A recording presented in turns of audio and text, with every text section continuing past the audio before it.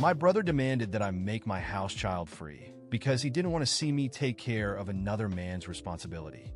So I laughed in his face and exposed his wife's filthy secret. Now everyone's calling me the a-hole because his life is falling apart. I'm a 38-year-old man who grew up in a small, tight-knit town where everyone knew everyone else's business. It was the kind of place where people still waved to their neighbors from their front porches, and Sunday potlucks were the highlight of the week. My brother Alan is just 1 year older than me. Growing up, Alan and I were inseparable. We played in the same Little League baseball team, faced our parents' lectures and scoldings together, and even navigated the roller coaster ride of teenage years side by side. We understood each other on a level that only siblings can, offering a comforting presence in each other's lives as an adult. Up until a few years ago, we still shared family traditions, celebrated holidays together, and always looked out for each other no matter what. We were like two peas in a pod, sticking together through all the ups and downs life threw at us as kids. Alan and I had always discussed our love for New York and planned to move out there. Being the oldest, he was the first one to make the bold move. I admired his courage in taking that big step, and a couple of months later, I decided to follow in his footsteps. We both found ourselves in the city that we had dreamed about. Rooming together in a small apartment, we tirelessly looked for jobs so we could support ourselves while I secured a position as a graphic designer, which was a dream come true for me. Alan found himself working as an accountant. Our jobs were not glamorous, and we struggled a lot during the initial days. It wasn't easy to live in a new city, working in jobs that sometimes went overtime and paid too little, but we were pretty glad to have each other to depend on. My life had taken a wonderful turn a year ago when I met my amazing wife, Lisa. She was a single mom to her then 2-year-old son, Mark. Although I had a stable job, I still wasn't looking to settle down. But everything changed when I met her. I had never imagined marrying a single mother, but once I started interacting with her son, Mark, I instantly fell in love with how adorable he was. I just couldn't fathom why Lisa's ex-boyfriend, who was the father of Mark, could abandon his own child and not even bother contacting them. After several months of dating, I knew she was the one. Her kindness and love won me over, and I proposed to her with my mother's ring. She said yes, and we have had a wonderful marriage for the last 6 years. Her son has quickly become a treasured part of my world, and I have embraced the role of being his stepfather. The love and care I feel for this young boy is just like what I would have felt for him if he were my biological child. I had always dreamed of having my own family one day, and I absolutely love them both to bits. Meanwhile, Alan had always held some reservations about Lisa and didn't shy away from sharing his concerns with me. Since the first day he met her, he never quite liked the fact that she was a single mother, and his disapproval had come up in our conversations more times than I could count. I often found myself brushing it off, thinking it was just Alan's way of being an overprotective older brother worrying about my happiness. We'd had many conversations where I made it crystal clear that I loved being a father to Mark and that Lisa meant the world to me, no matter the circumstances. I told him time and again that my love for her and her son transcended such trivial concerns. Alan had also met his now wife, Sarah, through his network of work friends. Their love story was like something out of a romantic comedy where workplace acquaintances turned into lifelong partners. The chemistry between them was undeniable, and it didn't take long for their friendship to blossom into something much more significant. I've spent my fair share of time with Sarah over the years, but we never really bonded much. You see, Sarah had a serious drinking issue, which sometimes led to her getting angry and blurting out a lot of secrets that she would later claim she couldn't remember. On one such occasion, while we were all out drinking and when my brother wasn't around, she confessed that he had trouble satisfying her in bed. Apparently, he was struggling to maintain his performance, and this left her wanting more. She mentioned how she had been hooking up with strangers. Sometimes I was taken aback by what I heard, and the next day, after we were both sober, I decided to confront her about it. I didn't want to bring this up to my brother without confirming first, as I knew how much he loved her and it could potentially ruin their relationship. Sarah denied ever saying such things and swiftly changed the topic. I decided to let it slide at the time, as I couldn't do anything, especially when I had no proof. If I did tell my brother, then He could have chalked it up to her talking gibberish while she was drunk. Although I let it go at that moment, those words have always lingered in the back of my mind all these years. As a result, Eve always kept my distance from her since then. Now coming on to the incident that happened this week. Every year, our family from all over the country travels back to our hometown, no matter where we are, to celebrate my mother's birthday. It's become a family tradition now, and it's something we have been doing for as long as I can remember. No matter where we are or how busy life gets, we make sure to mark that special day by being with our mother. This year, I decided to take an earlier flight, so I arrived in our hometown before everyone else. You see, Lisa and Mark were scheduled to fly in a bit later because Mark had this important school assignment to finish and hand in. So I had some time to spend with our family before they got there. Alan and Sarah made it too, and it was shaping up to be a great get-together. We were all looking forward to spending some quality time together. The atmosphere was filled with laughter, stories, and that feeling of togetherness that only a family gathering can bring.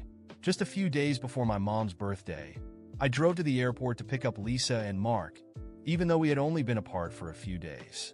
As soon as Mark saw me, he sprinted towards me with his arms wide open. The pure joy on his face made my heart swell with happiness. We drove back home where my parents welcomed them with open arms.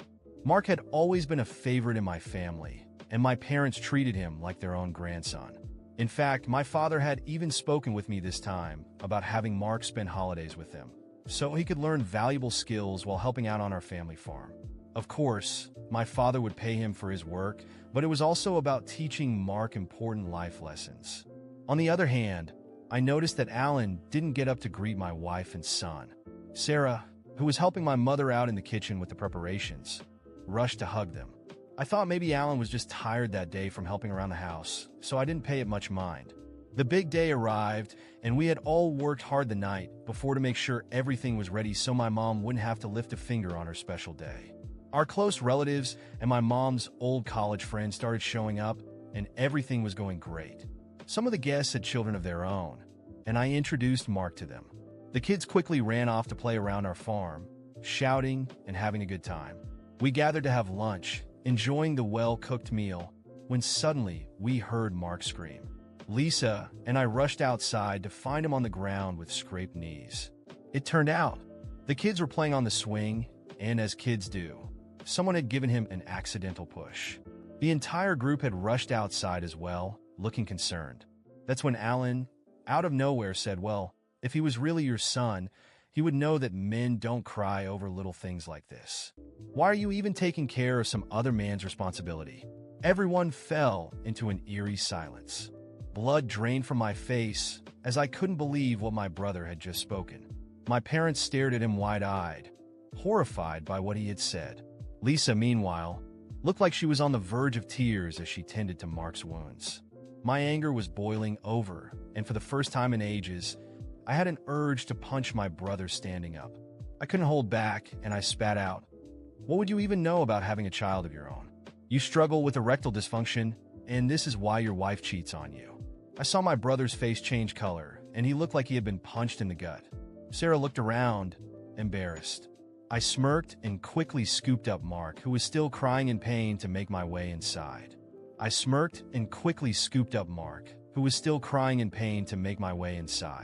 If my brother could utter such cruel words in front of my son, I didn't want to be around him anymore. My son deserved better than this. So I told everyone we would be leaving. I rushed to pack our things as Lisa tried to change our flight booking to head back home.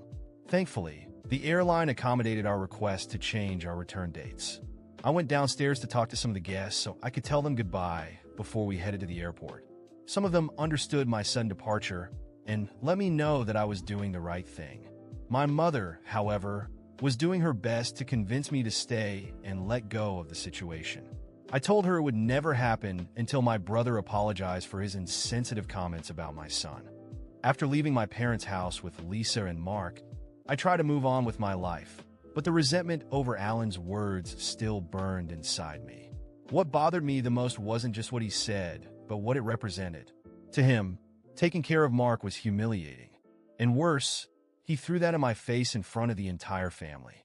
Something changed in me that day. I decided that if he didn't value our relationship as brothers or respect my family, I had no reason to keep any ties with him. In the following weeks, our mother kept calling, begging me to reconsider and let the incident go. She claimed Alan was going through a tough time, and I had been too harsh by exposing his secret, saying now he was devastated. But to me, that was just a cheap excuse. If he had the nerve to humiliate my son, he could deal with the consequences. And it didn't stop there. I found out from relatives that Sarah had filed for divorce just days after the incident. They told me she stormed out of the house, saying she couldn't stand living with someone who embarrassed her, especially now that everyone knew about the cheating and his intimate problems. It didn't take long for Alan's entire social circle to hear the story, and soon, he became a laughingstock among friends and co-workers. The pride he had always flaunted in front of me turned into public shame. But don't think he kept quiet. Alan began sending me furious messages, blaming me for ruining his marriage and humiliating him. He sent things like, "You destroyed my life. I hope you're happy with yourself. Sarah left, and now she wants half of everything I worked for. All of this happened because of a brat that isn't even yours." I ran out of patience. Instead of replying, I blocked him on everything. I made it clear to our mother that I didn't want any contact with Alan until he gave me a real apology, which of course never happened. As far as I was concerned, he stopped being my brother the moment he placed his wounded pride above my son. As time went by, news of Alan's downfall spread. He lost his job as an accountant, supposedly because his firm wanted to avoid the bad publicity caused by his personal scandal. To make things worse, Sarah not only demanded half his assets, but also left him homeless.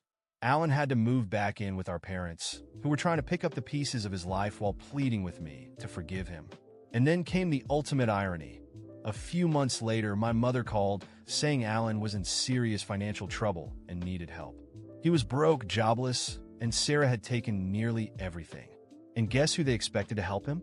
Me. "Lucas, you need to let the past go. He's your brother, and he's suffering. He has no one else but us now." I had to hold back my laughter. They really expected me to help the same man who ridiculed my son, the same man who insulted me in front of everyone. Still, I didn't hold back in my response. "So, he finally knows what it feels like to lose everything because of someone else? How ironic, huh?" My mother kept insisting that family should help in difficult times, but I had already closed that door. I explained that my priority was my wife and son, and that Alan, just like me, had to face the consequences of his choices. A few weeks later, I got an unexpected message from Sarah. She wanted to meet up, saying she needed to talk. I found it strange but agreed. We met at a quiet cafe, where she dropped a bombshell. Alan was trying to sue me and Lisa, claiming we had damaged his reputation and caused him financial losses by exposing his personal life. "He wants you to pay compensation, Lucas. He's saying that because of you, he lost his job and his marriage." I didn't know whether to laugh or be even more furious. It wasn't enough that Alan had tried to tear down my family emotionally. Now he was trying to ruin us financially too. I looked at Sarah, dumbfounded, and asked, "And what about you? Are you supporting him in this madness?" She shook her head and gave me a sly smile. "No, I came to warn you because I want him to crash and burn. After everything he did, I hope he rots alone." That was the final straw for me. I hired a lawyer to ensure Alan wouldn't get a cent from me. And, of course, I made sure to spread the word about his pathetic attempt at a lawsuit among our relatives. Now, he wasn't just the cheated and broke man. He was also the ungrateful brother trying to milk money from the only person who ever cared about him. While Alan sank deeper into debt and loneliness, my life flourished. My design business thrived, and Lisa and I were planning to have another child. Mark was growing up happy and healthy, surrounded by love. I never had to prove to anyone that he was my son in every way that mattered. Our bond spoke for itself. Last Christmas, my mother made one last desperate attempt, calling me again. "Alan is spending Christmas alone. Lucas, he has no one. Please, son, at least talk to him." I took a deep breath and replied calmly, "He made his choice, Mom. Now he has to live with it." I hung up the phone, feeling an indescribable sense of peace. There was no longer any room in my life for people who didn't value my family. My focus was where it always should have been, on Lisa, Mark, and building a future full of love and respect. As for Alan, he remained exactly where he belonged. In the past, drowning in the consequences of his own actions, never understanding that love and family aren't measured by blood but by respect and deeds. After everything, the decision was clear. My real family was Lisa, Mark, and me. The rest were just relatives, people connected to us by blood, not by love or respect. I was tired of carrying burdens that weren't mine and accepting empty apologies for unforgivable behavior. It was time to free myself from those emotional chains and focus only on us, as it always should have been. In the weeks that followed, I cut off contact with everyone. I blocked Alan from all social media and told my mother I wouldn't take any more calls from her if they involved him. I made it clear that I wouldn't let toxic people disrupt our peace and happiness. You'll always be my son, and I love you, but I can't let Alan or the past hurt us anymore, I told her, putting an end to that conversation. She cried over the phone, but there were no more attempts to persuade me. I knew I was doing the right thing. The guilt I had carried for years, trying to meet family expectations, dissolved. It was never my job to fix what others had broken. Lisa and I took this opportunity to rearrange our lives. We decided to move to a quieter area, far from the city center and the negative influence of relatives. The new house was small and cozy, surrounded by trees, with plenty of space for Mark to play freely. We painted the walls together, decorated each room with care, and made it into a real home, a home for us. Over time, Mark grew up happy and surrounded by love. I never needed anyone's approval to prove what it meant to be his father. Our moments together spoke louder than any title or opinion. On weekends, we played soccer in the backyard, watched movie marathons, and I taught him how to draw. Those little moments were everything to me. We also distanced ourselves from family gatherings and holidays. No more reunions filled with tension and false smiles. That year for Christmas, while everyone expected us to join the usual family celebrations, we did something different. We rented a cabin in the mountains, just the three of us. On Christmas Eve, as snow fell outside, we lit the fireplace, opened presents, and toasted with hot chocolate. Mark hugged me, his eyes sparkling with joy, and said, "Dad, this is the best Christmas ever." In that moment, I knew I had made the right choice. My happiness was right here with them. Isolated from external interference, my design business thrived more than ever. With more time and fewer distractions, I focused on growing the business, and soon new opportunities came our way.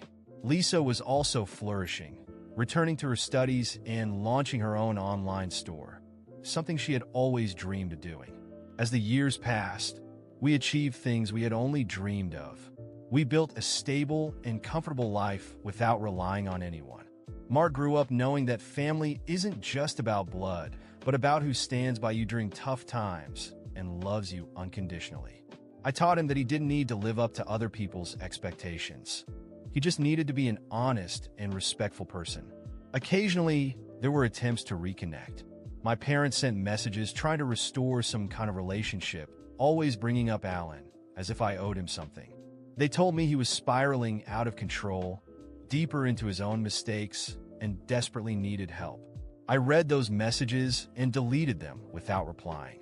I felt no anger, only a quiet detachment. Alan and the rest of the relatives were no longer part of our story. As time went by, Mark entered his teenage years. It was then that the weight of my decisions became clear, but in a good way. I felt proud to see him grow into a strong, confident, and independent young man. He knew that love wasn't earned with words or empty promises. It was shown through actions, day by day. That was what Lisa and I had given him. One day, when Mark was 16, he casually asked me, "Dad, why don't we talk to the rest of the family?" I thought for a moment and answered, "Because family, son, is who loves and respects you. And that's us. The rest, they're just relatives." He smiled and nodded, as if he finally understood. I knew then that, no matter who was absent from his life, he would never feel incomplete. We were enough. Years later, Alan lost everything. He never managed to rebuild his life. And the last thing we heard about him was that he was living off favors from friends, always relying on other people's generosity. The messages and pleas for help stopped coming, and finally, silence settled over everything. I never felt any remorse. Everyone chooses their own path, and Alan had chosen his. Meanwhile, Lisa and I finally achieved our dreams. We saved enough to travel the world, and when Mark graduated from high school, we took a long family trip, starting with Europe. I remember the joy in Mark's eyes as we walked through the streets of Paris, trying new foods and laughing together as if nothing else in the world mattered. In the end, cutting ties had been the best decision we ever made. We built a true family, one based on love and mutual respect, free from the weight of people who only drained our energy. I learned that sometimes, to live fully, you have to walk away from everything that ties you to the past. Today, when I look back, I don't miss anyone. I don't miss the fake family gatherings, the impossible expectations, or the relatives who only knew how to demand. My family is Lisa and Mark, and it always will be.